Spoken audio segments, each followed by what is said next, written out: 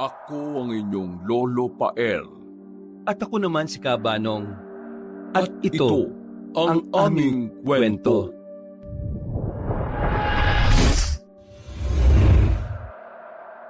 Mag-aalas 6 na ng gabi nang humarurot sa kahabaan ng masukal na daan ang kulay abong sedan ni Jessica. Siya ay 35 anyos na guro mula sa Maynila at kasalukuyang binabaybay ang patungo sa isang probinsya para makapag-unwind. Wala siyang kasama dahil ang matalik niyang kaibigan na si Bernadette ay in-India na naman siya. Hindi na rin naman siya napipigilan ng nanay niyang si Aling Mel. Nasanay na rin kasi ang ginang na umaalis talaga siya kahit na nag-iisa. Kaka-break up lang din kasi niya mula sa 3 taong pakikipagrelasyon kay Ed. Kaya hinahayaan na lang siya ngayon sa kanyang pinagdaraanan na gusto ring mapag-isa. Ang tinatahak niya ngayong daan ay napakatahimik. Balot ng mga punong kahoy sa magkabilang panig. Tila ba nilalamon ng dilim ang paligid habang lumalalim ang gabi. Hindi maayos ang signal ng kanyang cellphone. Kaya naman sinigurado niyang naka-download ang mapa ng lugar. Pero sa kalagitnaan ng kanyang biyahe ay bigla siyang kinabahan. Umalingaw-ngaw kasi ang kakaibang tunog mula sa ilalim ng kanyang sasakyan. Ha? Ano yun? Hindi pa man niya natatapos ang pagsasalita ay sinundan na ito ng biglang pagpalya ng makina ng sasakyan. Walang ano-ano ay umusok na lang ang harapan ng kanyang kotse. Pampihira naman. Bakit ngayon pa? At sa gitna ng madilim na daan? Wala siyang naging choice kundi itigil ang sasakyan niya sa gilid ng madilim na daan. Kakapayos ko lang ng sasakyan na ito bago ako umalis. Ay nako, papalitan na talaga kita. Ayaw mong makisama eh. Pagkatapos ay lakas loob siyang bumaba at binuksan ang hood ng kanyang kotse. Hindi siya eksperto pero kita niyang may tumaga sa radiator. Pinagpapawisan siya kahit malamig ang simoy ng hangin. Nakakatakot kasi talaga ang lugar, lalo na ang huni ng kung anong nilalang na naroon. Inabot niya ang kanyang flashlight at sinipat ang paligid habang napapabuntong hininga. Kamalas-malasan talaga oh. Bakit dito pa ako nasiraan? Malayo pa naman yung susunod na bayan according sa map. Tapos, wala pang signal dito. Ay my God! Anong gagawin ko dito ngayon? Napapanguso na lang niyang isinara ulit ang hood ng sasakyan, saka pumasok sa loob at naghintay kung may daraan na sasakyan para makahingi ng tulong. Pero magdadalawang oras na ay wala pa ring dumaraan doon. Ni anino ng tao ay wala. Kaya sinikap niyang ikalma ang sarili at maghintay dahil yun lang naman ang choice niya. Lumipas pa ang ilang sandali. Halos nakaidlip na ang dalaga sa loob ng sasakyan. Ninanamnam niya kasi ang katahimikan habang hinihintay ang kahit sinong magbibigay ng tulong. Nang biglang sa malayo ay may natanaw siyang mga ilaw ng kotse. Dumaloy ang konting pag-asa sa kanyang dibdib at napangiti siya dahil dito. Halos mag-4 na oras na rin ako rito. Sa wakas may dumating din. Huminto ang sasakyan sa tapat niya. Isang kulay itim na may kalumaang SUV. Bumaba ang 2 lalaki na parehong matangkad na naka-jacket. Ang isa ay halatang solido ang pagiging matipuno, habang ang isa naman ay malaki ang tiyan. Naiilang man ang dalaga pero naglakas na rin talaga siya ng loob para makahingi ng tulong sa dalawa. Mabuti na lang din ay nagkusa ng huminto ang mga yon sa tapat niya. Miss, nasiraan ka yata. Ano bang may tutulong namin? Oo nga eh. Umusok yung sasakyan ko tapos may tumaga sa ilalim.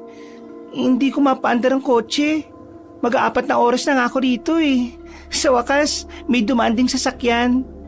Kapag ganitong oras talaga sobrang bihira Halos wala nang dumadaan dito Kaya madalas kaming magronda nitong kasama ko sa daan na to para kung sakaling may mangyari. Katulad nito, at least makakatulong kami. Mabuti naman pala kung ganon. Medyo natagalan lang din kami ng pag-iikot ngayon. Ay, siya nga pala. Ako si Jones at ito naman ang pinsan ko si Sanchez. Nice to meet you guys. Ako nga pala si Jessica.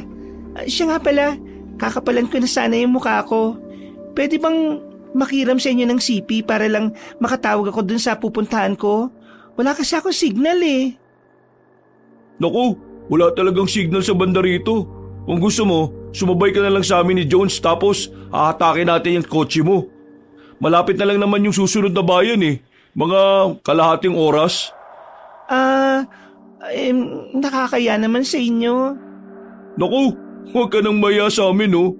Tsaka huwag ka rin matakot dahil hindi naman kami masasamang tao. Mas delikado kasi kung mag-isa ka. Hindi safe dito, Jessica. Kita mo naman yung paligid oh. Sige, mag-ayos lang ako saglit. Pumasok ulit ang dalaga sa loob ng kotse para nga sana mag-ayos ng gamit. Pero nang mapalingon siya sa side mirror ay nakita niya ang reaksyon ng dalawang lalaki na halatang may hindi magandang balak. Dahil doon ay bigla rin siyang kinutuban. Pinaniwalaan niya kagad ang kutob na yon dahil hindi pa siya nakakamali patungkol sa bagay na yon. Ibinalik niya ang mga gamit at muling lumabas para kausapin ang magpinsan. Ano, ready ka na ba? Pasensya na at salamat sa offer niyo pero hindi na pala ako tutuloy na sumama. Ang totoo kasi niyan, may kausap na ako kanina na dumaan din sa sasakyan. Babalik daw sila na may kasama mga pulis at magkukumpuni nitong sasakyan eh. Kaya salamat na lang ah. Nakakaya naman kasi kung hindi ako maabutan ng mga yun dito. Ah, ganun ba? Kitang-kita ng dalaga kung paano ang masayang mga mukha ni na Jones at Sanchez ay biglang sumeryoso at biglang tumalim ang mga mata. Tila hindi natuwa ang dalawa sa mga pagsisinungaling niya. Ilang segundo silang nanatiling tahimik hanggang sa namalayan na lang ng dalaga na pumwesto na si Sanchez sa likuran niya habang nakaharap pa siya kay Jones. Kasasabi mo lang kanina, sasama ka na eh. Bakit biglang nagbago isip mo? Naghintay pa naman kami at tuminto para tulungan ka lang. Pasensya na talaga ah. Na-explain ko naman na yung side ko eh. Kaya siguro pwede na kayong umalis. Pasensya ka na rin, Miss Jessica. Pero hindi kasi kami basta nagpapalampas ng kagaya mong masarap tikman eh. Pagkasabi nun ng matabang lalaki ay bigla itong sumunggab sa dalaga mula sa likuran. At dahil sanay sa mga ganong klase ng bagay kaya mabilis ang naging reaksyon ni Jessica. Gumilid siya at sabay sipa sa tiyan ni Sanchez. Napatras sa matabang lalaki na nagulat din. Hindi nila sukat akalain na mahusay ang babae sa pakikipaglaban. Ayaw ko ng gulo at lalong ayaw ko kayong saktang dalawa. Pero kung may gagawin kayong masama, hindi ako magdadalawang isip na lumaban. Kaya wag niyo akong hamunin.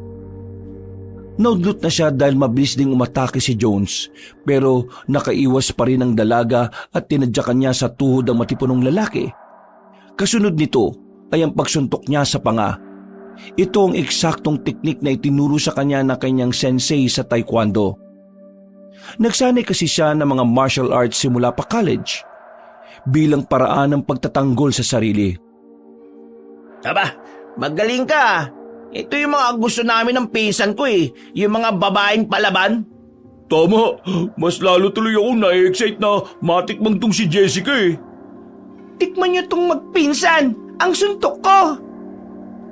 Sabay na umatake ang dalawa pero walang-wala pa rin sila sa galing at husay ni Jessica. Makailang beses silang nasapul ng dalaga sa muka kaya tila nakaramdam na sila ng matinding pagkainis. Napansin din naman ng dalaga na hindi rin basta-basta ang dalawang lalaki.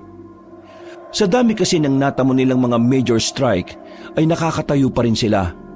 Para silang may pinanggagalingang kakaibang lakas.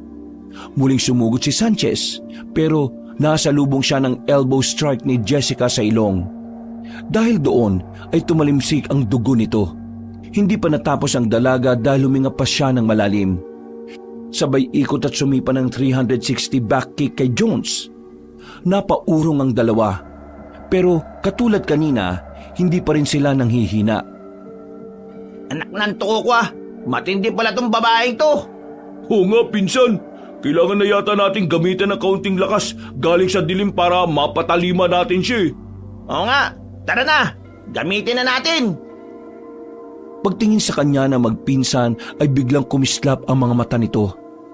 Doon nga napansin ni Jessica na hindi normal ang mga kalaban niya. Ang mga mata nila ay unti-unting namula na may mga ugat-ugat pang maliliit. Ang mga ugat sa kanilang leeg ay umuumbok na parang may itinatagong lakas. Hindi lang basta tao mga ito. Para silang hindi mga normal na tao. Ha? Bitiwan niyo ako! Sa bilis ng pangyayari, halos hindi inaasahan ng dalaga ay bigla na lang siyang nahuli ni Sanchez sa braso. Ikiniling niya ang katawan at siniko ito sa tadyang, pero nanatili ang pagkakahawak nito sa kanya. Sumugod din si Jones at sinampal siya ng malakas sa muka. Napalood siya hanggang sa makaramdam ng kaunting pagkahilo. Pero hindi pa natapos si Jones dahil isang malakas na suntok sa tiyan ang nagpabagsak sa kanya. Saglit siyang nawala ng malay at ang magising ay naramdaman na lang niya ang sarili na hinihila na papunta sa lumang SUV na magpinsan. Inalala niya ang parte ng mabibigat niyang training mula sa mentor niyang si Ginoong Jackie. Isa sa mga itinuro ng Ginoo sa kanya ay ang tamang pagmamaster sa paghinga o tinatawag na breathing technique. Huminga siya ng malalim ng maraming beses hanggang sa muling guminhawa ang kanyang pakiramdam. Ramdam pa rin niya ang sakit ng katawan pero hindi na katulad kanina. Nang maalala niyang meron siyang nakasilid na sikretong patalim sa gilid ng boots, dahan-dahan niya itong inabot at sa isang iglap, nang ilalagay na siya sa likod ng SUV, ginamit niya ang buong puwersa para saksakin si Sanchez sa hita. Aray ko! Ulagi akong babae ka! Paano mo ako nasaksak? Hindi ako kasing tanga niyo. Sinundan pa ito ng dalaga ng malakas na pagsipa kaya si Sanchez ang napunta sa loob ng sasakyan. Bago pa makareact si Jones ay tumayo si Jessica at tumakbo papasok sa kagubatan. Hindi na niya alintana ang dilim at sukal ng kakahuyan. Kahit ang mga sakit at sugat ay hindi na rin niya ininda pa. Ang mahalaga sa kanya ay matakasan ng dalawang masasamang tao. Saglit siyang nagkubli pero nanatiling nakatunghay sa pinanggagalingan ng ilaw ng kotse ng magpinsan. Ayos ka lang, Sanchez? Mukha bang okay lang ang nangyari sa akin? Siraulo kang babae ka! Lumabas ka na sa gubat! Kakalbuin talaga kita kapag nakita kita! Siguradong pahihirapan kita! Hindi ka makakatakas sa amin kahit magtago ka pa dyan sa dilim! Nakinig lang ang dalaga habang nagtatago sa likod ng isang punong may makapal na ugat. Huminga siya ng malalim habang pinakikiramdaman ng paligid. At maya-maya pa nga ay naririnig niya ang mga yapak ng dalawa. Ang mga paghila ng mga sanga at ang pagtapak ng mga yon sa tuyong dahon. Tandaan mo to, Jessica! Lalambot ka rin dahil lulunurin ka na kadiliman ng gubat! Ako? Malulunod sa kadiliman ng gubat? May dala akong lighter, no? Mga gunggong! Nakaisip tuloy siya ng paraan matapos mabunot sa bulsa ang lighter. Nagsindi siya ng maliit na apoy at sinimulan ang usok. Nang papalapit na ang dalawa, ay inihagis niya ang tuyong panyo na sinindyan ng apoy sa isang gilid ng gubat. Walang ano-ano, ay biglang lumiyab ang mga tuyong dahon. Nagulat sina Jones at Sanchez dahil di nila napaghandaan yon. Isa naman to sa natutunan ng dalaga matapos siyang magkaroon ng pribilehiyo na mag-attend sa isang survival challenge na ginaganap sa himpilan ng mga sundalo. Ano mga tanga? Sige, habulin niyo ako! Tumalong kayo sa apoy! Magpakasaya ka ng babae ka! Diyan na kayo mga gunggong! Sa amin pa rin ang huling halakak, Jessica! Tandaan mo yan! Bahala kayo sa buhay niyo! Kumaripas na ng takbo si Jessica sa kabilang direksyon. Tuloy-tuloy lang siya kahit na madilim ang paligid. At dahil sa wala siyang makita, kaya nasugatan ang binti niya sa matulis na kahoy na nadaanan niya. Pero tiniis niya ito hanggang sa masiguro niyang sobrang layo na niya sa magpinsan. Saglit muna siyang nagpahinga hanggang sa biglang bumuhos ang ulan. Nagpasalamat din naman siya dahil ayaw niya rin namang masunog ang kagubatan. Nagpatuloy pa ang paglalakad sa dilim ng dalaga hanggang sa nakita niya ang isang lumang bahay kubo na may nakasinding ilaw. Nung una ay nag-aalangan pa siyang lumapit pero dahil sa lakas at lamig ng ulan ay naghalo pa ang hapdi ng mga sugat kaya nilakasan na lang niya ang loob. Tao po! Tulong! Tao po! May tao po ba rito? Isang 40 anyos na balbasaradong lalaki ang nagbukas ng pinto. Nagulat pa ngayon dahil nakita siyang basang-basa ng ulan. Tulungan niyo po ako. May humahabol sa akin 2 lalaki na may masamang balak. Bago pa niya matapos ang pagsasalita, ay napalhod na lang siya bigla kasabay ng pagkahilo at panghihina. Ang huling natatandaan niya ay tinapik-tapik siya ng lalaki sa muka hanggang sa lukubin na ng dilim ang buong paligid. Nagising si Jessica kinabukasan na nasa isang papag. Tinahina ang sugat sa kanyang hita at braso. Nasa tabi niya ang balbasaradong lalaki habang nagkakape. Naimatay ka kagabi. Natusok ka kasi ng makamandag na tinik na dito lang matatagpuan sa gubat. Huwag ka na rin mag-alala dahil tinahi ko na at ginamot ko na yung mga sugat mo. Huwag ka rin matakot kung iisipin mo kung paano ka nakapagpalit ng damit. Hindi ako nakatingin habang binibihisan ka. Nandun yung mga damit mo sa likod, nakasampay.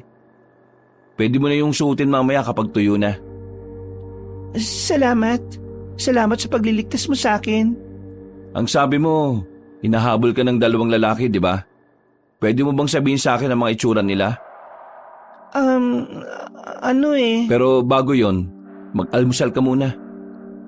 Yang nasa gilid mo, malinis yan. Kakaluto ko lang. Sariwang isda galing sa ilog at baho na kanin mula kagabi. Kung maarte ka, huwag mong kainin pero kung hindi, kainin mo na. Sige, salamat. Siya nga pala, ako nga pala si Suo. Ako naman si Jessica. Nice to meet you, Suo. Maraming salamat ulit sa pagliligtas at pagpapatuloy mo sa akin dito, ha. Babawi ako sa iyo kapag nakarating na ako dun sa pagbabakasyonan ko. Saka mo na isipin yan. Mag-almusal ka na muna. Lalabas muna ako. Kung tapos ka na, puntahan mo na lang ako sa likod para ikwento kung sino yung mga humahabol sa'yo. Tahimik ang paligid ng kubo. Ang mga huni ng ibon ay tila panandali ang nagtaboy ng bangungot na nagdaan. Nakaupo si Jessica sa isang maliit na bangkong kahoy habang humihigop ng mainit na salabat. Nakatingin siya sa kawalan at binabalik tanaw ang nangyari nung gabi. Nang dumating si Suo ay napatingin siya rito at tumango-tango. Umupo yun sa tapat niya bago magsalita. Oh, hindi ka kumain ng kanin? Hindi talaga ako kumakain madalas ng agahan. Mas okay nitong salabat. Salamat ulit, Suo. Sige, walang anuman. Mabuti na lang at umabot ka rito bago mawala ng malay. Kasi kung doon ka mismo sa gubat na himatay, baka matuntun ka ng mga humahabol sa'yo. At kung sakali ikaw na ang susunod na mawala. Susunod na mawala? Dahil dyan sa sugat mo, kapag hindi kasi yan naagapan, maaari kang mamatay sa lason. Pwede mo namang sabihin kung anong itsura ng mga lalaking humahabol sa'yo? Pareho silang matangkad, pero yung isa, maskulado, habang yung isa naman ay matabang lalaki. Pareho silang mga hindi normal na mga lalaki dahil kahit anong gawin ko hindi sila mapatumba. Ang tanda ko pa nga parang namulang bigla yung mga mata nila Sinasabi ko na nga ba? Ang mga taong yun na naman, si Jones at Sanchez. Kilala mo sila Jones at Sanchez? Oo, mga pinsan ko sila. Ano? Ibig sabihin, kasama ka nila? Hindi, matagal na akong lumayo sa kanila. Hindi ako kaisa sa mga ginagawa nila kaya ako lumayo. Kaya huwag kang mag-alala, hindi kita sasaktan. Ganyan din ang sinabi ni Sanchez sa akin bago niya ako dambayin sa likod. Binabalaan kita, Suo Kung may masama ka rin binabalak, inuunahan na kita. Hindi rin ako basta-bastang babae. Alam ko naman yon. Dahil kung basta-basta ka lang na babae, tsak na hindi ka na aabot sa lugar na ito. Pinapangako ko sa'yo, hindi ako katulad ni Jones at Sanchez. Pero pinsan mo pa rin sila, kaya pwede mo pa rin silang tulungan. Sinisiguro ko sa yung hindi. Ang totoo niyan matagal ko na silang hindi nakikita. At oo, pinsan ko sila. Pero hindi ibig sabihin isa ako sa kanila. Sa tingin mo kung katulong nila ako, gagamutin ko pa ba yung sugat mo? Sa bagay, may punto ka naman. Pero hindi pa rin ako magpapakampante. At saka gusto ko malaman kung bakit para silang hindi mga ordinaryong tao. Kakaiba lakas nila At kitang-kita ko talaga kung paano namula yung mga mata nila. Ha? Ano kasi hindi na natapos ni Suo ang pagsasalita dahil nakarinig na sila ng ugong ng isang pamilyar na sasakyan. Nang sumilip si Suo sa bintana ay nakita niyang naroon ang itim na SUV. Pumarada yon sa harapan mismo ng kanyang kubo. Bumaba si Jones, suot ang parehong jacket na may bahid pa ng tuyong dugo. Sumunod si Sanchez, may benda sa hita. Kunin mo yung damit mo sa likod ng bahay at magtago ka na muna, bilis. Sino ba yung dumating? Si Jones at Sanchez. Ano? Bilis na, magtago ka na muna at aaliwin ko sila. Sinunod nga ni Jessica ang payo ng balbasaradong lalaki. Pagkakuha niya ng mga damit ay mabilis na nagtago si Jessica sa ilalim ng papag. Nagsumiksik siya sa mga damit doon at nagtakip ng bibig habang nakikiramdam. Mga paalang ang nakikita niya at naririnig ang pamilyar na mga boses. So, papasok na kami ha! Jones, Sanchez, bakit na naman? Anong ginagawa niyo rito? Di ba sinabi ko na sa inyo na huwag kayong pupunta rito at ayaw kong makita yung mga pagbumuka niyo? Bakit? Hindi mo ba kami namimiss? Ba't ko naman kayo mamimiss? Huwag na tayo maglokohan dito ha. Siguradong may dahilan kung bakit kayo nagpunta rito. Kung kailangan nyo ng tulong ko, uunahan ko na kayo. Kahit gaano pa yung kaliit, hindi ako makikipagtulungan sa inyo. Kilala ko kayong dalawa. O sige, hindi na kami magpapaligoy-ligoy pa. May nahanap kami. Isang babae na nakatakas sa amin. Natakasan kayo ng isang babae? Parang bago yata sa pandinig ko yan ha. Umihina na yata kayo mga pinsan. Umayos ka nga sa pagsasalita mo ha. Baka makakalimutan kong magpinsan tayo, Suo. Huwag ka masyadong pikon. Kung itatanong nyo lang kung nakita ko yung tinutukoy yung babae, wala akong alam sa mga sinasabi nyo. Bakit may 2 baso dito sa mesa mo? Umiinom kang 2 baso ang gamit? Huwag kang tanga, pinsan. Tingnan mong maigi ang mga baso. Ang isa ay sa labatang laman at ang isa ay tubig. Hindi naman ako kasing siraulo yung dalawa para pagsamahin ng tubig at salabat. Sinabi ko naman sa inyo na mag-isa lang ako dito, di ba? Kahit maghalugog pa kayo sa buong bahay ko, wala kayo makikita maliban sa akin. Huwag niyo akong idamay sa mga kalokohan niyo ha. Tahimik ako namumuhay dito ng mag-isa at malayo sa inyo. Kaya kung wala na kayong kailangan, pwede ba umalis na kayo? May nakita kaming bakas ng paa na malapit dito Sariwa pa ang mga yun. Siguraduhin mo lang na hindi mo kami pinagloloko, pinsan ha. Hindi ko kayo niloloko. Hindi ko gawain ang mga gawain nyo. Kung may gusto kayong gawin, wag dito sa lugar ko. Gawin nyo nang gawin ang mga gusto nyo. Pero wag nyo akong idadamay dyan. Sigurado madadamay ka kapag nalaman naming tinatago mo yung babaeng yun. Nagbabanta ka ba?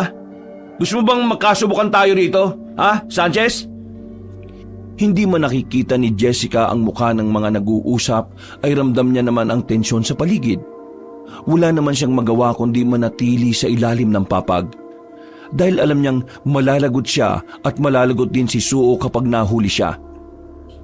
Tama na yan. Pagsibihan mo yan si Sanchez, wag ako. May punto naman siya, Suo Madadamay ka talaga kapag nalaman namin na nandito ang babaeng yun.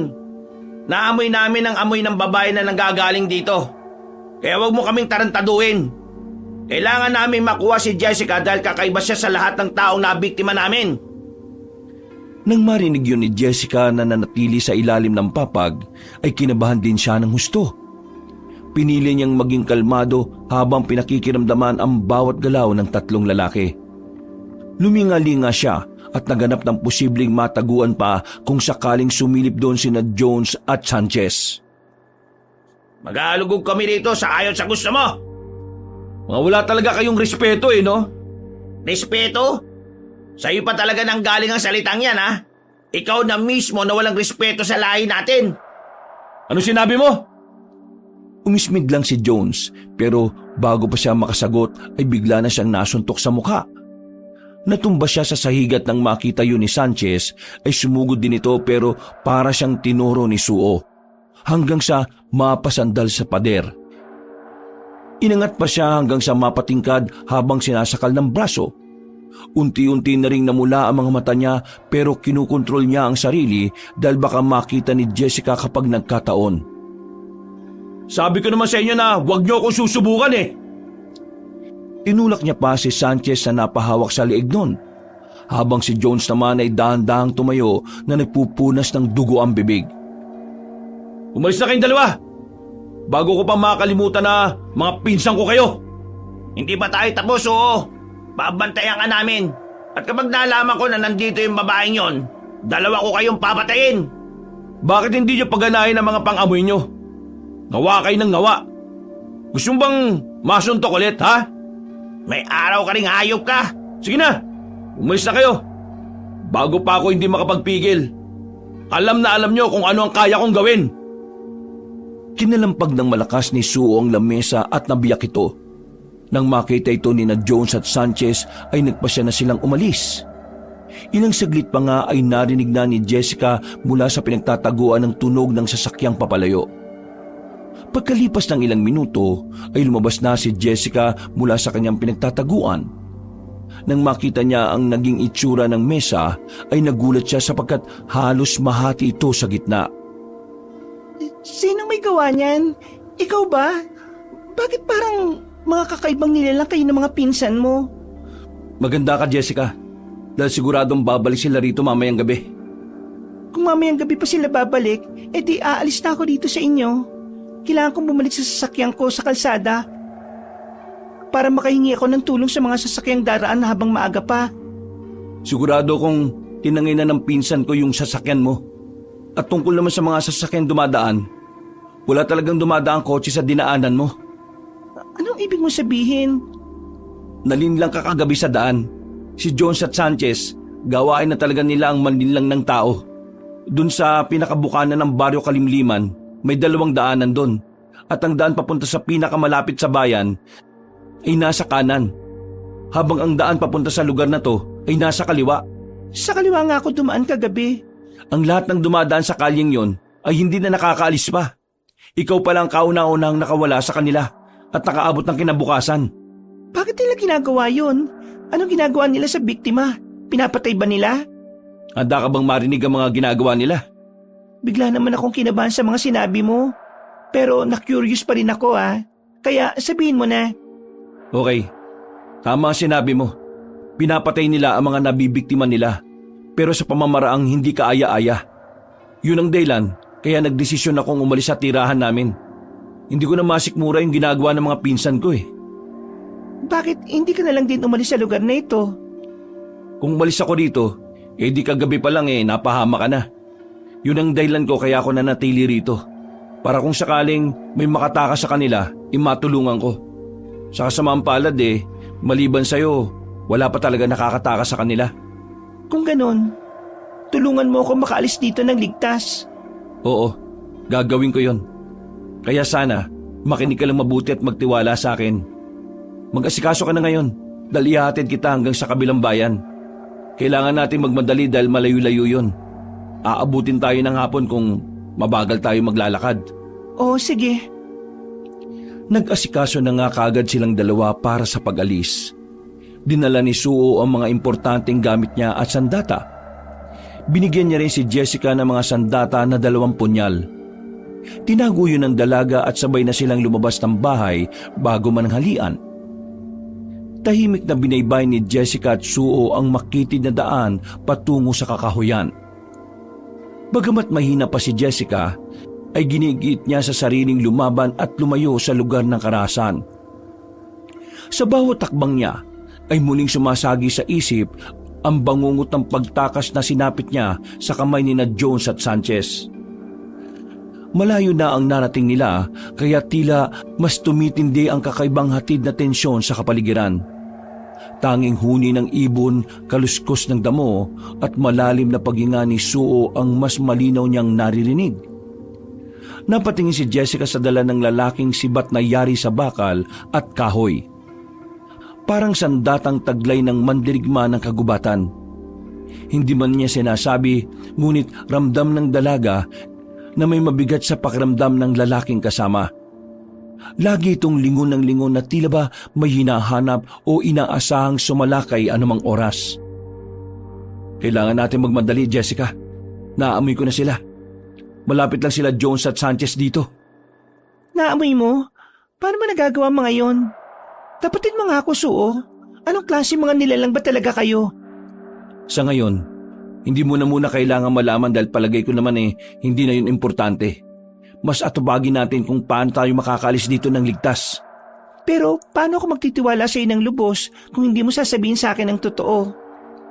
Hindi ko naman hinihingi na pagkatiwalaan mo ko ng husto Basta sumunod ka lang sa mga sasabihin ko at makakaiwas tayo pareho sa kapahamakan o trahedyang mangyayari. Tara na, magmandali na tayo dahil lumalakas ang amoy ng presensya nila. Eksaktong pagkasabi niya noon ay nakarinig sila ng tunog ng makina mula sa di kalayuan. Kapwa sila napatigil at pagkalaon ay tumakbo sa pinakadulo ng tinatahak na daan hanggang sa marating ang mga batuhan. Mula roon ay nakita nila ang isang itim na sedan na unti-unting lumitaw sa kalsadang medyo natatakpan ng damo at mga tuyong dahon. May sasakyan? Nakita ko nga. Pwede tayong humingi ng tulong sa kanila. Umupo ka, magtago sa damuhan. Nandito sa paligid ang mga pinsan ko Ha? Wala naman ako nakikita Basta magtago ka. Makinig ka sa akin. Hindi nga nagkamali ang balbasaradong lalaki dahil habang papalapit ang sasakyan, napansin nilang biglang gumigewang-gewang na ito hanggang sa tuluyang tumigil sa gilid ng kalsada. Ilang segundo lang ay mabilis na bumaba ang lalaking driver at napakamot sa ulo. Napatingin pa yun sa unahang gulong ng sasakyan at naiinis na napasipa doon dahil na-flat ang gulong. Diyos ko po, na-flatan sila, Suo. Tulungan natin sila. Sinabi ko naman sa iyo na makinig ka sa akin Wala tayong gagawin dahil siguradong mahuhuli rin nila tayo. Pero paano yung mga taong yun? Ikinalulungkot ko, pero wala tayong magagawa, Jessica. At katulad ng inaasahan na ni Suo, hindi pa man sila nakakakilos ay biglang lumabas mula sa mga puno sina Jones at Sanchez. May hawak na wrench si Jones, habang si Sanchez ay may dalang mahaba at kalawanging screwdriver. Bumaba rin ang babaeng buntis na sakay din ng sedan. Nagtanong siya sa asawa bago mapatingin kay Jones at Sanchez na napapangiti lang. Magtatanong pa sana ang driver pero hinampas na ito kagad ni Jones ng wrench sa batok. Dahil doon ay napasigaw ang babaeng buntis. Ngunit kagad namang tinakpan ni Sanchez ang bibig niya sa pinagsasasaksak ng screwdriver sa tagiliran. Maya-maya lang ay nawala na ang ingay ng babae at ilang saglit pa ay nahatak na ni Sanchez ang dugoang katawan nito papasok sa loob ng dala nilang sasakyan. Ganun na rin ang ginawa ni Jones. Gulat na gulat si Jessica sa nakita habang si Suo ay tila sanay na. Napakasama nila. Walang kalaban-laban ng mga taong yun. Pero nagawa nilang patay na parang wala lang. Sinabi ko naman sa iyo mas mabuting huwag ka nang tumingin sa kanila. Hindi na natin sila matutulungan. Tayo ang susunod kung hindi tayo aalis ngayon din. Nagmadali silang tumayo at lumayo sa lugar na yon. Tumakbo sila papasok sa mas makapal na bahagi ng gubat habang ang dalaga ay ramdam pa rin ang panginginig ng kalamnan. Hindi pa rin kasi maalis sa utak niya ang nasaksihan kanina. Para itong paulit-ulit na siramplakang nakikita niya sa kanyang isipan. At sa pagmamadali ay muntikan ng madula si Jessica sa putikang bahagi ng lupa, ngunit agad siyang sinalo ni Suo. Humihingal siya habang patuloy na binabaybay ang mapanganib na landas. Subalit sa hindi inaasahang pagkakataon, may mga anino sa unahan at nasa 5 katao ang lumitaw. pawang mga lalaki na matitipuno. Mapupula ang mga mata at ang mga ngiti ay tila may pakahulugan. Alba? Biel? Gaston? Lucas at Paring? Anong ginagawa niyo rito? Tiyo Suo, bakit kami ang tinatanong mo niyan? Himala yatang lumabas ka sa longga mo At meron kang kasamang tao, isang babae. Makinig kayo, Alba. Magkunwari na lang tayo na hindi nagkita. Ayaw ko na ng gulo. At alam mo naman na ayaw ko magkasakitan tayo rito. Tama nga sinabi nila Tatay Jones at Tio Sanchez. Tinatago mo ang babaeng biktima nila. Traidor ka sa lahi natin, Tiyo Suo. Mali na ang ginagawa ng magulang at tiyo mo. Hindi itong ipinamulat sa atin ng mga ninuno natin, Alba. Gumising kayong lahat sa katotohanan. Kung hindi ka sa amin, kalaban ka. At dapat ka rin mamatay, Tiyo. At ako mismo ang magbibigay ng bangkay mo kay Tatay at Tio Sanchez. Suo, anong sinasabi ng mga yan? Ng pamangkin mo? Tsaka bakit parang demonyo na ang boses niya? Jessica! Tumakbo ka na! Pero, Gawin mo na, Jessica! Pagkasabing yun ay biglang sinugod ni Suo ang pamangking si Alba. Nagulat naman ang dalaga dahil habang tumatakbo siya ay napapasulyap siya sa mga kalalakihan. Kitang-kita ng dalawang mga mata niya kung paanong mamula ng husto ang mga mata nila at maglabasan ng mga itim na ugat-ugat sa liig. Napansin niya rin ang pag-usli ng mga pangil ni Suo kaya bigla siyang napaisip. hindi nga sila mga tao. Mabilis ang paggalaw ni Suo na parang hayop na sanay na makipaglaban sa dilim. Ang sibat ay gumuhit sa hangin na sa isang iglap ay tumama sa balikat ni Biel. At bago pa man makaatake si Casten, ay tinadyakan siya ng balbasaradong Ginoo. Tumalsik siya sa malaking sanga ng puno at lumagutok ang kanyang likuran saka nagsisigaw ng tulong. Mas pinili mo pa talaga ipagtanggol ang taong yan kaysa sa amin ng mga kauri mo. Humanda ka talaga, Tiyo Suo. Tumigil ka na, Alba! Ayaw kitang saktan dahil kadugo kita! Wala akong kadugong traidor. Lucas, Paring, unin niyo yung babae. Hindi ko kayo papayagan sa gusto nyo! Hindi kita makakawalan. Nagpang-abot nga ang magtsuhin kaya mag-isang tinakasan ni Jessica sina Lucas at Paring na humahabol sa kanya. Nang sumalakay ang dalawang binata, ay mabilis silang nailaga ni Jessica. Nagtaka ang mga aswang dahil napakabilis mag-react ng dalaga na parang nababasa ang galaw nila. Dahil doon ay hindi na sila nakatiis pa. Sa loob mismo ng kagubatan ay nagpalit sila ng anyo bilang mga aswang. Si Lucas na may ulong baka at si Paring naman ay may ulong kambing. At ganoon na lang ang gulat ni Jessica nang makita ang mga itsura nila. Mga limaw! Mas dumoble ang bilis ni na Lucas at Paring. At nang sasakmalin na nila ang dalagang gulat na gulat ay saka sumulpot si Suo. Gamit ang punyal niya ay pareho niyang sinaksak sa tagiliran ng mga binatang aswang saka inundayan ng sipa palayo. Nagngit-ngit naman si Alba nang makitang natakasan siya ng tiyuhin. Hinawakan pa ng Ginoong Balbasarado si Jessica at tumakbo sila. Dahil doon ay umalulong na si Alba sinyalis ng pagtatawag ng iba pang kasamahang aswang. Bakit naging taong baka at taong kambing yung dalawang binata? Anong klaseng nilalang ba kayo, Suo? Saka na ako magpapaliwanag, Jessica. Nasa gitna tayo ngayon ng pagtakas at takwa mo pa talagang magtanong, ha? Bago pa matapos ni Suo ang pagsasalita, ay nadulas na siya sa gilid ng matarik na bangin. Hindi nila ito namalayan pareho at bago pa sila makaiwas ay dumaus-us na sila pababa hanggang sa mahulog sila sa paibabang kuweba. Ang huling narinig ni Jessica ay ang tila pagsipol ng hangin habang bumubulusok sila at pagkatapos ay lumagapak na sila sa tubig. Sinubukang umahon ng dalaga pero naalala niyang hindi siya marunong lumangoy kaya tila nakipaglaban siya sa kamatayan. Nang maubusan na ng hangin ay naramdaman niyang tila may humigit sa kanya paitaas. Alam niyang si Suo yun pero hindi na niya nakumpirma dahil nawala na siya ng malay tao.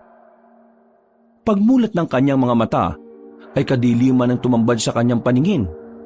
Tanging tunog ng pagtulo ng tubig mula sa kisame ng kuweba ang umalingaw-ngaw at nangibabaw sa kanyang pandinig. Mabigat ang kanyang ulo at nilalamig din dahil sa kakaibang paligid. Pinilit niyang umupo hanggang sa maalala niya si Suo. Suo, nasaan ka? Nandito ako. Paglingon ng dalaga sa kaliwa ay nakita niya ang magkapares na mga matang namumula. At nang makapag-adjust na siya sa dilim ng kuweba ay unti-unti na niyang naaninag si Suo na nakaupo at basang-basa. Nasaan tayo? Nahulog tayo sa kuweba. Hinahabol pa rin ba tayo ng pamangkin mo? Hindi na nila tayo habulin dito sa kuwebang to. Alam ko ang lugar na ito. Kung ganon, dito na tayo magpapalipas ng gabi. Sigurado naman palang ligtas na tayo dito. Wala akong sinabing ligtas tayo rito. Ang dahilan kung bakit walang pumapasok dito ng mga kahatong ay dahil may iba pang nakatira rito. Kahatong? Ano yun? Yun ang tawag sa uri namin. Isang klase yun ng aswang na may kakayahang magpalit ng ulo at paa ng katulad ng sahayop. Kagaya ng nakita mong pagpapalit ni Lucas at Paring bilang ulo at paa ng baka at kambing. Ang ibig mong sabihin, Oo, aswang din ako. Pero kahit kailan, sa buong buhay ko, ay hindi pa ako tumikim ng sariwang karne at dugo ng tao. Nung nabubuhay pa ang Lola Iska namin na siyang pinuno ng mga kahatong, ang patakaran ng lahi namin ay bawal kumain o tumikim ng karne o dugo ng tao, patay man ito o buhay. Pero nagbago ang lahat ng yun ng patay ng mga sundalo ang Lola Iska namin, kasama ang mga magulang namin ni na Jones at Sanchez. Nadamay kami noon sa gera ng mga rebelde at mga sundalo. nakakalungkot naman pala kung ganon. Tama ka. Dahil din doon ay maraming nagbago. Nagsimulang magalit ang mga pinsang ko sa mga tao at tinikayat nila ang mga iba pang kahantong na gumanti sa mga tao. Kaya nabuo ang ideya ni na Jones at Sanchez sa panlilin lang sa mga inosente. Pero hindi ako umanib, kaya lumayo ako sa kanilang lahat. Pasensya na. Sa dami ng tanong ko naungkat mo patuloy ang masalimuot na nakaraan. Wala namang problema Pero kailangan na natin makalis dito sa lalo madaling panahon. Naramdaman ko na nagising na ang nakakulong na kalibonan dito. Ano naman yung kalibonan? Isa sa pinakamatandang uri ng aswang. Ang balita ko ikinulong yun sa lugar na to ng mahusay na babaylan o albularyo. Hindi na siya nakakawala sa lugar na to. Pero ang sino man pumapasok sa kuwebang to ay hindi na rin niya pakakawalan. Bago pa niya tayo matuntun kailangan na natin makalabas dito. Nagsimula na nga silang maglakad subalit sabay silang nadulas at tumaus hanggang sa mahulog ulit sa tubig. Dali-dali silang umahon at pinagmasdan ang mga alitaptap na nagsisilbing tanging liwanag ng kuweba. Napahawak si Jessica sa tagiliran dahil ramdam niya ang kirot nito pati ang kaliwang tuhod. Sumingap siya sa sakit, saka tumingin sa kasama. Jessica, ayos ka lang ba? Ayos lang ako. Medyo masakit lang ang tagiliran ko na parang nalamog pati yung tuhod ko. Shh! Huwag kang magsasalita. Lumakas na ang puwersa ng kalibonan. Hindi nga nagkamali si Suo dahil sa bandang kanan ng kuweba ay gumapang mula sa dilim ang isang nilalang na hindi niya agad mawari. Balot ito ng mahahabang hibla na parang ugat, putik at balat na parang hinango sa punong kahoy. Ang mga mata nito ay kulay itim at ang gilid ng bibig ay tumutulo ang berdeng likido. Isa ito sa mga alagad ng kalibonan na nalikha doon sa kuweba. Napansin ni Jessica ang nakakatakot na nilalang at bigla itong umangil bago sumugod. Sa bilis ng kilos nito ay muntik nang mahagip ang dalaga, pero nakaiwas siya at agad kumuha ng matulis na bato at itinarak sa balikat ng kalaban. Napatras ang halimaw at kasunod nito ay may isa pang nilalang na lumitaw mula sa itaas ng kuweba. Para itong malalaking sisiw na itim pero nanlilisik ang mga mata. Mag-iingat ka sa mga sisiw na yan. Sila yung mga pumapasok sa katawan ng tao at naging dahilan kung bakit nagiging aswang ang mga yon. Kapag pumasok yan sa bibig mo, sigurado magiging isa ka ring sinumpang aswang o sa madaling salita ay mayayanggaw ka. Kaya takbo na! Kailan ba matatapos itong mga nangyayari sa akin? Pagtakbo ng dalaga, saka sumalakay ang mga nasabing sisiw. Mabilis nilang natakasan ang mga yon at nakalayo sila. Pero hindi pa rin tapos dahil tila mas dumami lang ang mga yon. At ilang saglit pa nga ay naririnig na nila ang malakas na halakak ng kalibonan na parang isang demonyo. Makinig ka mabuti, Jessica. Susundan natin ang agos nitong tubig hanggang sa marating natin ng labas. Ganun ba yun? Oo, magtiwala ka lang sa akin. Bilisan na natin at wala ng oras.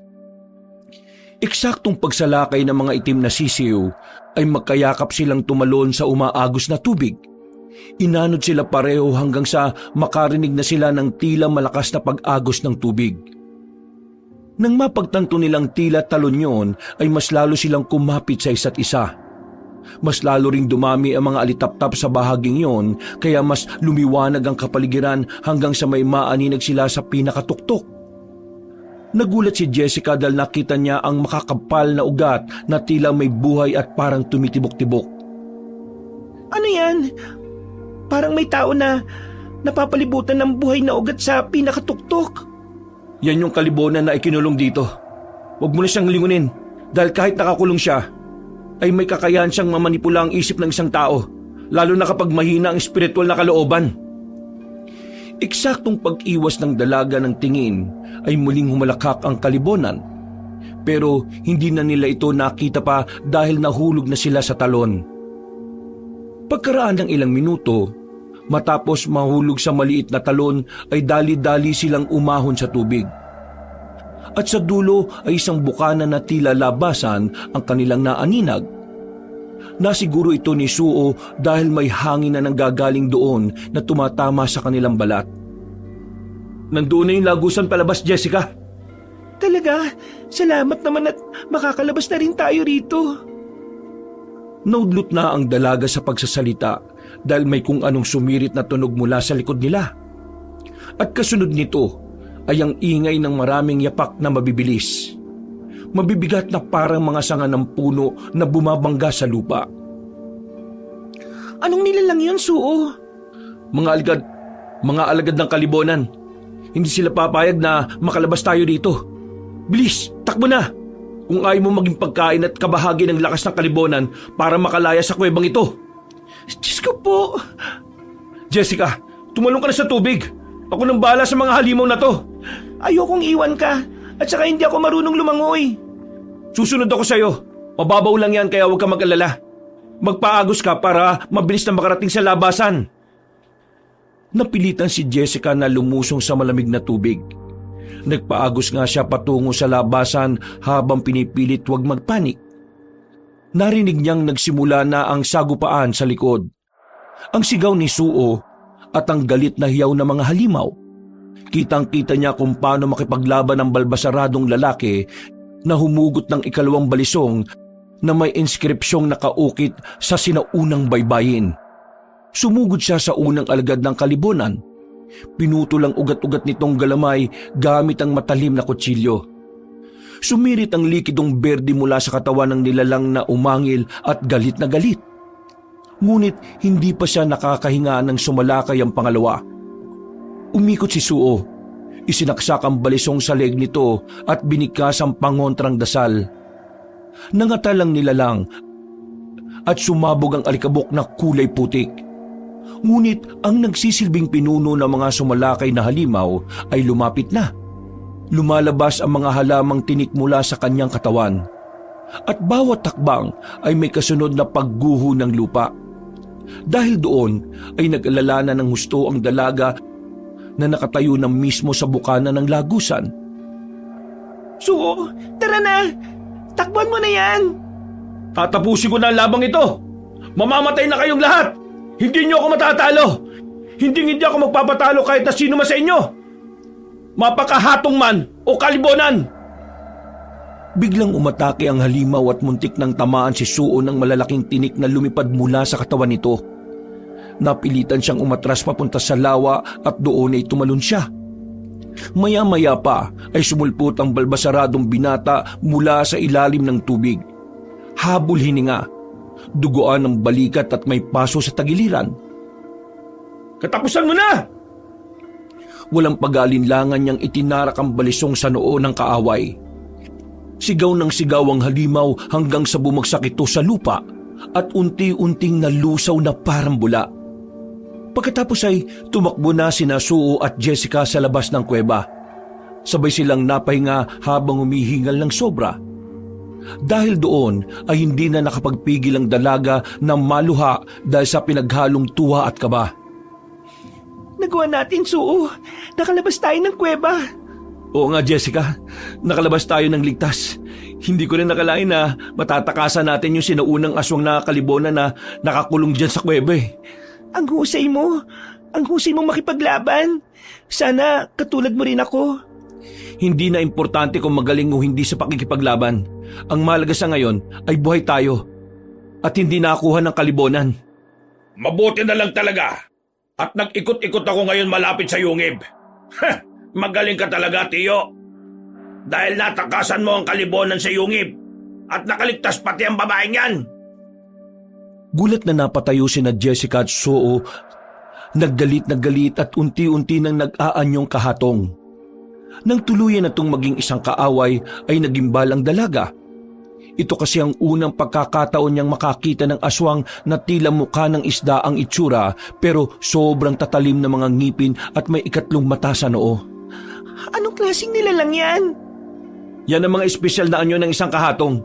Sa lahi naming may matataas na antas ng pagiging aswang. Kakaiba sa pagiging anyong hayop ang nagiging itsura namin. Ang dami mang satsat, Tiyo. At nakukuha mo pa talagang ibahagi sa babaeng yan ang sikreto ng lahi natin, ha? Sobra-sobra na ang pagka-traitor mo. Kaya sa pagkakatong ito, hindi ako magtatawag ng mga kasama. Mag-isa kitang papatayin at dadaling ko kay Tatay Jones ang ulo mo. Pati ang katawan ng babaeng yan. Talba, uminaw ka. Pamangkin. Wag na wag mo akong tatawagin pamangkin. Dahil pinutol ko na ang pagiging magkadugo natin. Hindi na natin kailangan mag-away pa. Huwag na nating pahirapan ang mga sarili natin o padanakin pa ang dugo, Alba. Itokil mo man ako, hindi. At kahit pagbalik-balik na rin pa ang mundo, magkadugo pa rin tayo. Naiintindihan mo ba sinasabi ko? Ang naiintindihan ko lang ay nag-traitor ka sa lahi ng mga kahatong. Dahil sa'yo, sugatan ng mga kaibigan ko si Nakil, Kasten, Lucas at Paring. Hindi kita mapapatawad, Tiyo. Kaya tama na ang satsat dahil mamamatay ka na rito. Pakiusap! Ayaw kong saktan ka, Alba. Itigil mo na to. Wala tayong parehong mapapala kung maglalaban lang tayo. Huwag mong dungisan ang kamay mo nang katulad ng Tatay Jones at Tio Sanchez mo. Tandaan mo ang katuruan sa'yo ng ninuno mong si Lola Iska. Hindi ito ang likas na gawain natin mga kahatong. Aswang man tayo pero hindi tayo kailanman nanakit ng mga inosenteng tao, lalo na't pumapatay. Merong moral ang lahi natin at may babalik yun kung sa'yo na isang mataas na antas ng ating lahi magsisimula.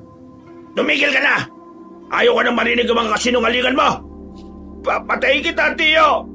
Papatayin kita! Alam mo rin sa sarili mo na hindi mo kayang gawin yon, Alba. Alam mo yan, dahil ako nagpalaki sa'yo mula nung bata pa lang kayo ng anak kong si Soya. Dahil sa sinabing yon ni Soo, tila ba unti-unting lumambot ang puso ni Alba.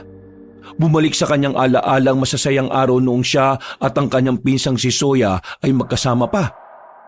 Mga alaala ng pagtawa sa ilalim ng araw, ng pagligo sa ilog, ng pagsabay sa pagkain ng nilagang saging na may latik, at ng mga pangarap nilang magtayo ng sariling kubo sa bukid. Ngunit ang lahat ng iyon ay winasak ng digmaan, ng kasakiman at ng pagkakawatak-watak. Si Soya ang kanyang pinakamatalik na kaibigan at pinsan. Isa sa mga nadamay sa pagsabog na iyon. At ngayon si Alba ay isang nilalang na lang ng puot at pagdurusa. Habang pinupunasan ni Soo ang kanyang luha at papalapit na sana para yakapin ang pamangkin, isang nakakakilabot na tunog ang sumambulat mula sa lagusan ng kuweba. Isang tila tunog ng pagkabiyak ng lupa, kasunod ng isang malalim na matinis na pag-uga ng hangin. Biglang may lumundag mula sa kadiliman, isang malaking sisiw na itim. Waring isinilang sa mismong sinapupunan ng kalibonan. Kumikislap ang mga mapupulang mata nito at ang mga pakpak ay may madilim na hamog na tila usok. Sa isang kisap mata, tumalon ito sa mukha ni Alba. Napatras naman si Suo at wala na siyang nagawa kundi ang pagmasdan ang mabilis na pangyayari. Alba! Pamangkin ko! Ano yung lumundag sa bibig niya, Suo? Yung itim na sisiw ng kalibonan! Sinubukang itulak ng binatang kahatong ang nilalang, ngunit tuli na dahil nalulon na niya ito at para na siyang sinapian. Ilang saglit pa ay parang may sariling isip ang kanyang katawan. Nagsisisigaw si Alba at nilalabanan ng itim na sisiw na sumasakop sa kanyang pagkatao. Pero sa huli ay bumigay na rin ang kanyang kalamnan. Pumasok ito hanggang tiyan niya at nag-ugat sa buo niyang sistema. Hanggang sa pati ang utak niya ay makontrol na. Ano nang nangyayari sa pamangkin mo, Suo? Nilulukob na siya ng puwersa ng kalibonan. Dahil dyan mas dodoble ang lakas niya at tuluyan na siyang mawawala sa sarili niya. Kaya Jessica, magtago ka na muna bago pa mahuli ang lahat. Pero paano ka? Tutulungan kita. Hindi na kailangan. Sa pagkakatong ito, laban namin to ng pamangkin ko. Ibabalik ko siya sa dati at hindi ko hayaang angkinin ng kalibonan ng pagkatao niya. Biglang lumiyab ang katawan ni Alba. Napahiyaw siya sa sakit. Ang balat niyang dating kayumanggi ay naging malaabo. Humaba ang kanyang mukha na parang sa ibong pating. Lumitaw ang ikatlong mata sa gitna ng noo. At ang kamay at paa ay naging parang sa isang syokoy. May kaliskis ngunit matutuli sa mga kuko. Alba! Labanan mo ang kapangyarihan ng kalibonan! Patayin mo mismo sa kalooban mo ang itim na sisiw! Huwag kang pumayag na alipinin ka ng mga sumpa niya! May sariling tapang at alab ng kalooban ang mga kahatong! Humiyaw at tila naglumpasay ang binatang aswang hanggang sa bigla itong tumindig habang nakatingala sa bilugang buwan. Ilang saglit pa ay tumingin ito ng matalim kay Suo. At pagkalaon ay lumusob ito sa kanya na parang hayop. Si Suo ay napaatras habang nanginginig ang mga kamay hindi dahil sa takot kundi sa pag-aalala na baka masaktan niya ng husto ang pamangkin. Gumising ka, Alba! Gumising ka! Papatay kita at iaalay sa Panginoon ko ang kalibonan. Hindi kayo makakatakas sa kuweba. Alba! Huwag kang magpapadaig! Huwag kang magpapadaig! Ngunit wala nang naririnig ang halimaw. Lumipad ito gamit ang mga pakpak na bigla na lamang sumulpot sa kanyang likuran. At sa isang iglap ay ibinagsak si Suo sa lupa. Napaluha ang balbas saradong Ginoo habang dinudukot ang kanyang lumang balisong sa baywang. Ayaw niya mang gamitin ang bagay na yon sa pamangkin pero nakita niyang nilamon na ng itim na sisiw ang binata. Alba! Patawarin mo ako! Alam mo namang ayaw ko masaktan kita.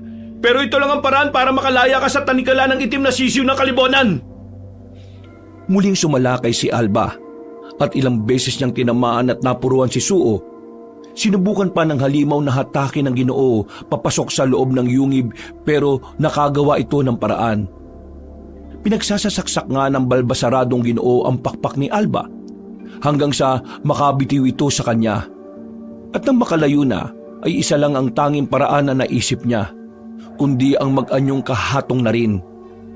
Tumingin muna siya kay Jessica na nakakubli pa rin sa ligtas na puno. Pagkatapos ay huminga siya ng malalim at habang hindi pa umaatake ang kanyang pamangkin ay nagpalit na siya ng anyo. Gulat na gulat si Jessica nang makita ang anyong aswang niya na tinatawag na kahatong na sampilok. Ang kahatong na sampilok ay isang uri ng aswang na malapaniki ang wangis pero may matulis na buntot at isang mata sa dibdib na siyang ugat ng kapangyarihan. Anong klaseng nilalang yan? Aswang ba yan o demonyo na? Naririnig kita, Jessica. Kahit bumubulong ka dyan. Kahit pangit ang anyo ko. Hindi naman ako masamang nilalang. Ah! Dinambahan siya ni Alba. Pero nagawa niyang masipa ito na bumulusok pa ibaba.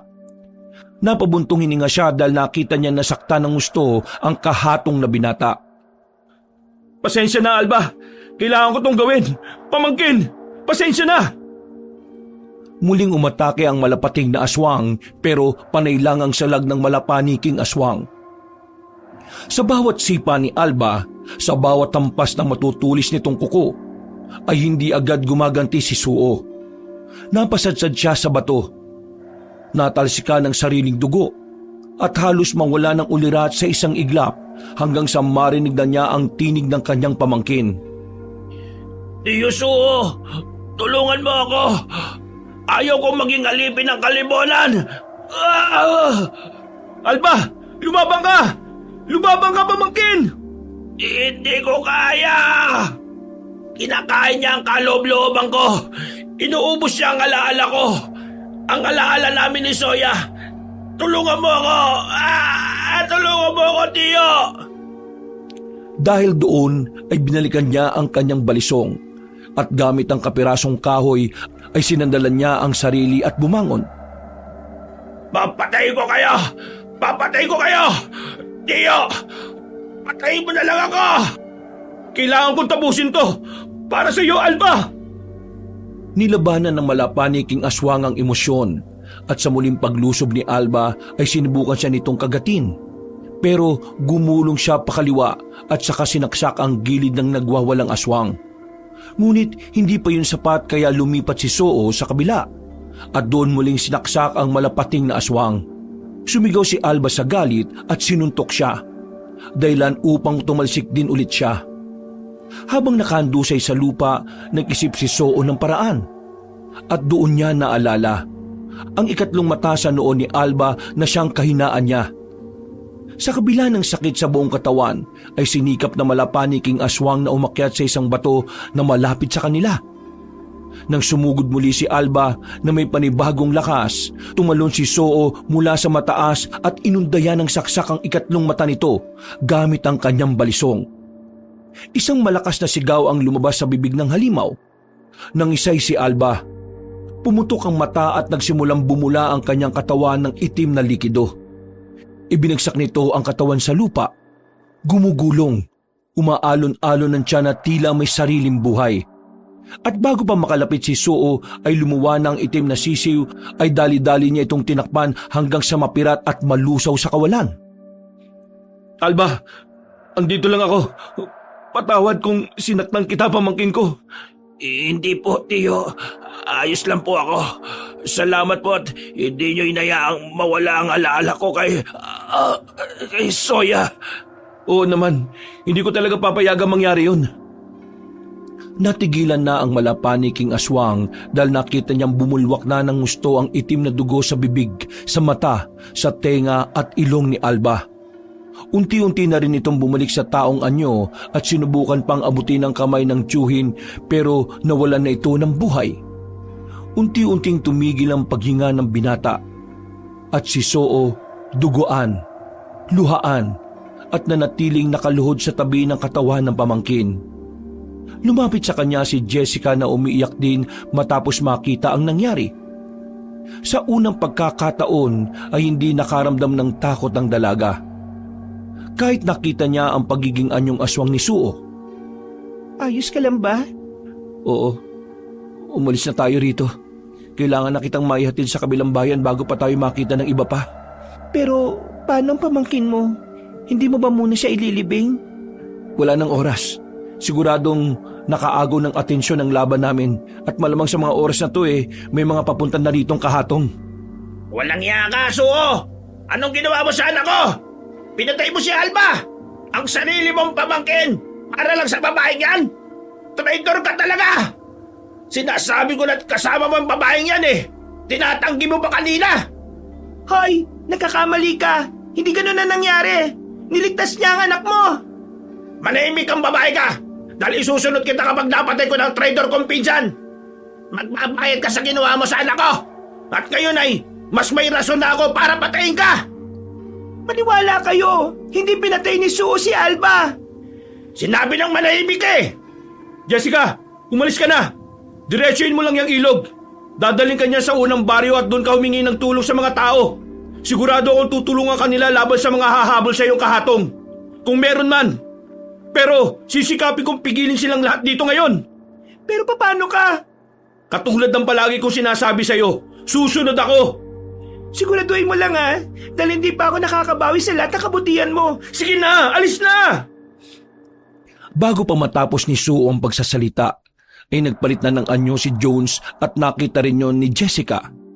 Ganun na nga lang ang gulat ng dalaga pagkakita sa kahatong na anyo ni Jones. Isa siyang kahatong na kung tawagin ay gulungaw.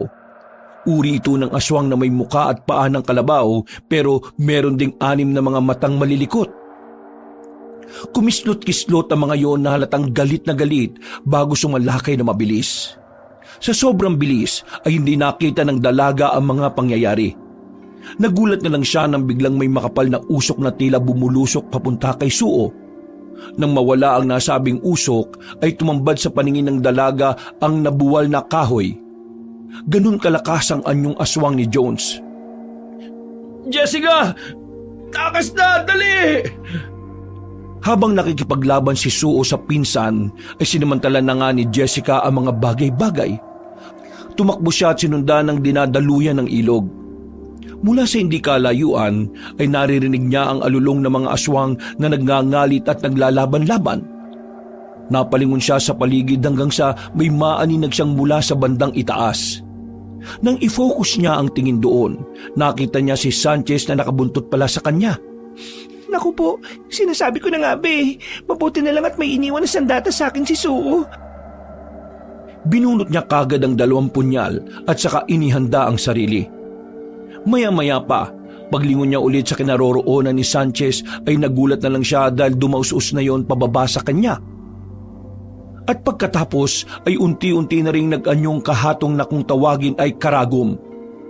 Ang kahatong na karagom ay isang uri ng aswang na may muka at paa ng kabayo, pero meron siyang 3 sungay sa noo na matutulis katulad ng sa unicorn. Nakakatakot na uri ng unicorn. Ngayon, siguradong hindi mo na ako matatakasan! Ah! Gago ka! Nagsasalita pa ako!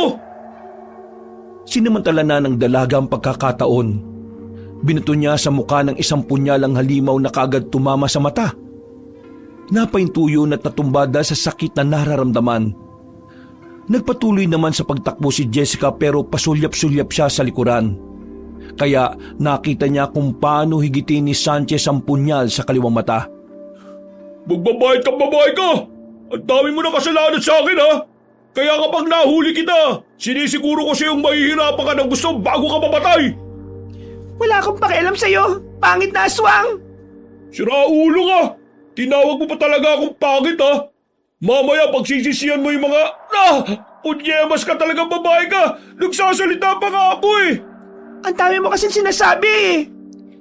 Tinamaan na naman si Sanchez ng malaking bato na hinagi sa kanya ng dalaga. Dahil doon ay tila nagseryoso na ang malakabayong aswang. Lumundag ito ng mataas at sa isang iglap ay napunta na ito sa harapan ni Jessica. Huminto ang dalaga at nag-isip ng kung anong gagawin. Umatake naman ang aswang pero dahil sa bilis ng reflexes ng dalaga ay madali niyang naiwasan ang pag-atake ng aswang. At sa 2 pagkakataon ay ang dalaga na naman ang nakatama. Matapos siyang masipa ng malakas sa muka ang aswang, napatras ito at tumama ang sungay sa 1 puno.